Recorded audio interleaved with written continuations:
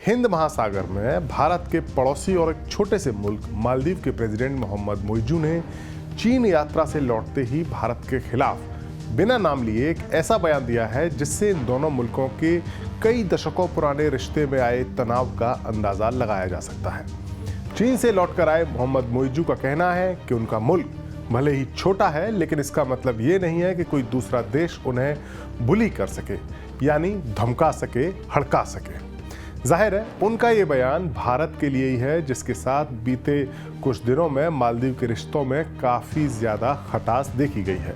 यही नहीं, जो ताज़ा खबर आई है वो ये खबर है कि मालदीव ने अपने देश में मौजूद भारतीय सैनिकों की वापसी के लिए 15 मार्च तक की डेडलाइन सुनिश्चित कर दी है। यानी भारत से कहा है कि 15 मार्च तक भारत मालदीव की धरती पर मौजूद अपने सैनिकों को वापस बुला ले। तो अब सवाल ये है कि आखिर मालदीव को चीन ने ऐसी कौन सी घुट्टी पिला दी जो वो अपने पुराने दोस्त भारत के खिलाफ इस तरह खड़ा हो रहा है और इस तरह से बयानबाजी कर रहा है। लेकिन इस सवाल को जानने से पहले इस वीडियो में हम बात करेंगे कि आखिरकार भारत के देखते ही देखते, भारत की आंखों के सामने मालदीव कैसे चीन की गोदी में जाता चला गया। आपको ये बात जानकर आश्चर्य होगा कि मालदीव को भारत के दुश्मन चीन के करीब ले जाने की शुरुआत उन्हीं अब्दुल गयूम ने की थी, जिनकी सत्ता को तख्ता पलट से बचाने के लिए 1988 में भारत ने मालदीव में कमांडो कार्रवाई की थी। दरअसल मालदीव जब 1965 में आज़ाद हुआ था तब भारत ने सबसे पहले उसे मान्यता दी थी। भारत पहला देश था जिसने 1976 में माले में अपना डिप्लोमेटिक मिशन खोला था और 1978 में भारत की इंटरनेशनल एयरपोर्ट अथॉरिटी ने मालदीव की राजधानी माले में हुलहुले जैसे इंटरनेशनल एयरपोर्ट को बनाने का जिम्मा उठाया था। 1978 में ही मोहम्मद गयूम मालदीव के प्रेसिडेंट बने और उन्होंने भारत के साथ साथ पाकिस्तान और श्रीलंका के साथ भी दोस्ताना ताल्लुकात बनाने शुरू किए। 1984 में वो चीन की यात्रा पर भी गए। साल 1988 में गयूम की सत्ता को पलटने और मालदीव को ड्रग्स और तस्करी का अड्डा बनाने के लिए एक बिजनेसमैन ने श्रीलंका के तमिल बागियों को भाड़े पर लेकर एक बगावत की। इस बगावत के बाद गयूम ने कई देशों से मदद मांगी, लेकिन सामने बस भारत आया। भारत ने महज 24 घंटे के भीतर ही मालदीव में अपने कमांडोज भेजकर तख्ता पलट की साजिश को नाकाम कर दिया। हालांकि बाद में गयूम ने भारत की बस एक छोटी सी टुकड़ी को छोड़कर बाकी पूरी फौज या पूरी जो सैनिक मालदीव गए थे तख्ता पलट को रोकने के लिए, उन्हें वापस भेज दिया। 21वीं सदी का जब आगाज हुआ तो दुनिया में एक बड़ी आर्थिक ताकत के तौर पर चीन उभर कर सामने आया और उसे हिंद महासागर में अपने फौजी ठिकाने बनाने की जरूरत महसूस हुई। इसी सिलसिले में चीन ने मालदीव पर भी डोरे डालना शुरू किया और अब्दुल गयूम को भी चीन के साथ दोस्ती करने में फायदा नजर आने लगा। साल 2006 में अब्दुल गयूम चीन की यात्रा पर गए। अब चीन मालदीव में इंफ्रास्ट्रक्चर डेवलपमेंट में अहम भूमिका निभाने लगा। साथ ही 2004 में जो सुनामी आई थी, उसके बाद जो हिंद महासागर में सुनामी आने के बाद जो मालदीव में नुकसान हुआ था, उसके बाद मालदीव के नए पुनर्निर्माण में चीन ने अहम भूमिका निभाई। साल 2008 में मालदीव में मल्टी पार्टी डेमोक्रेसी का आगाज हुआ और गयूम की 30 साल की सत्ता का अंत हुआ। मालदीव के नए प्रेसिडेंट मोहम्मद नशीद भारत के दोस्त थे, लेकिन इस दौरान भी चीन का इन्फ्लुएंस मालदीव में कम नहीं हुआ। दरअसल साल 2008 में जो आर्थिक मंदी आई थी, उससे मालदीव की टूरिज्म सेक्टर को जो नुकसान हुआ था, उसकी भरपाई चीन ने की थी। साल 2011 में चीन ने माले में अपना दूतावास खोल लिया। नशीद को उनका 5 साल का कार्यकाल पूरा करने का मौका नहीं मिला। 1 साल पहले ही तख्ता पलट करके 2012 में उन्हें हटा दिया गया और मोहम्मद वहीद 1 साल के लिए मालदीव के प्रेसिडेंट बने। उन्हें भी चीन का ही मोहरा माना जाता था।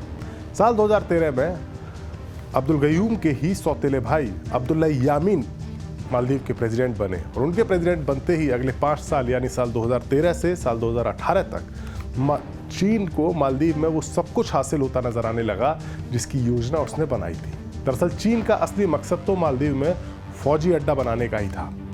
और यह मकसद क्यों था? क्योंकि ये द्वीप समूह यानी ये मालदीव जो द्वीपों का एक देश है, हिंद महासागर में जिस समुद्री मार्ग पर स्थित है, वो दुनिया के सबसे अहम समुद्री मार्गों में से एक है और स्पेशली खाड़ी के देशों से आने वाले जो एनर्जी का एक्सपोर्ट होता है, यानी जो कच्चा तेल या गैस खरीदी जाती है, उसके व्यापार का एक बहुत बड़ा हिस्सा हिंद महासागर के इसी समुद्री मार्ग से गुजरता है, जिसके नज़दीक मालदीव मौजूद है। मालदीव की लोकेशन यहाँ पर है।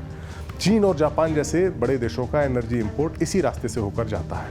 लिहाजा एक तरह से कहा जा सकता है कि मालदीव एक एयरक्राफ्ट कैरियर की तरह है और जिस देश के साथ इसके ताल्लुक ठीक रहेंगे या जिस देश का इन्फ्लुएंस मालदीव में रहेगा, उसे हिंद महासागर के इस महत्वपूर्ण रूट पर एडवांटेज मिलता रहेगा। इसी मकसद के साथ चीन मालदीव के व्यापार, उसकी सिक्योरिटी और उसके इंफ्रास्ट्रक्चर के मामले में पूरी तरह से छाता चला गया और मालदीव चीन के कर्ज में डूबता चला गया। एक आंकड़े के मुताबिक मालदीव पर इस वक्त सबसे ज्यादा कर्ज चीन का ही है और इसके लिए वर्ल्ड बैंक भी चेतावनी जारी कर चुका है, क्योंकि चीन का जो पिछला रिकॉर्ड है वो बताता है कि चीन छोटे देशों को कर्ज देकर उनके इलाके, उनकी जमीन को पट्टे पर लिखवा लेता है। हालांकि साल 2018 में हालात थोड़े से बदले और भारत के समर्थक कहे जाने वाले मोहम्मद सोली ने चुनाव जीतकर मालदीव में चीन को और ज्यादा पैर जमाने से रोक दिया। इस दौरान भारत की भूमिका भी मालदीव में फिर से बढ़ गई। भारत के पीएम नरेंद्र मोदी मालदीव की यात्रा पर गए और दोनों देशों के बीच कई समझौते हुए, जिनमें एक खास समुद्री समझौता भी हुआ था और भारत ने अपने सैनिक मालदीव में भेजे और मालदीव को काफ़ी सैनिक साजो सामान मुहैया कराया, जिसमें समुद्र में निगरानी करने वाली बोट्स और अटैक हेलीकॉप्टर्स भी शामिल हैं। और जो सैनिक भारत के गए थे, जो भारत ने वहाँ सिस्टम बनाया था, उसको मेंटेन करने के लिए भारत ने अपने सैनिक भी वहाँ तैनात किए। इन्हीं सैनिकों की तैनाती और भारत के मालदीव के अंदरूनी मामलों में दखल को मसला बनाकर मोइजू की पार्टी ने साल 2023 के चुनाव में इंडिया आउट का नारा लगाया और कैंपेन चलाई।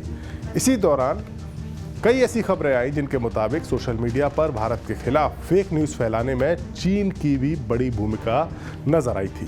बहरहाल चीन का ही मोहरा माने जाने वाले मोहम्मद मोइजू सितंबर 2023 में चुनाव जीत गए और मालदीव का प्रेसिडेंट बनते ही उन्होंने ऐसे फैसले लेना शुरू कर दिया जो भारत के खिलाफ माने जा सकते हैं। अब मोइजू मालदीव में मौजूद भारतीय सैनिकों की वापसी पर अड़े हुए हैं। उन्होंने एक डेडलाइन बना दी है कि 15 मार्च तक भारत अपने सैनिकों को वापस बुलाए और जो मीडिया रिपोर्ट्स हैं उसके मुताबिक मालदीव में इस वक्त भारत के 88 सैनिक हैं। इसी दौरान मालदीव बनाम लक्षद्वीप की एक बहस भी सोशल मीडिया पर चली और उसके बाद जो विवाद हुआ, उसके तुरंत बाद ही मोहम्मद मोइजू चीन की यात्रा पर गए थे, जहां से 5 दिन बाद वो लौट कर आए और उन्होंने बयानबाजी करते हुए साफ इशारा किया कि चीन की शह पाकर ये इशारा किया, ये बयान दिया और कहा कि उनका देश छोटा जरूर है लेकिन कोई देश उन्हें हड़का नहीं सकता है। मोइजू की बयानबाजी और उनके फैसलों से ये साफ साफ अनुमान लगाया जा सकता है कि आने वाले दिनों में चीन की शह पर ही मालदीव भारत के लिए और ज़्यादा परेशानी खड़ी कर सकता है। हमारा ये वीडियो आपको कैसा लगा? अपनी राय हमें ज़रूर बताएं। नमस्कार।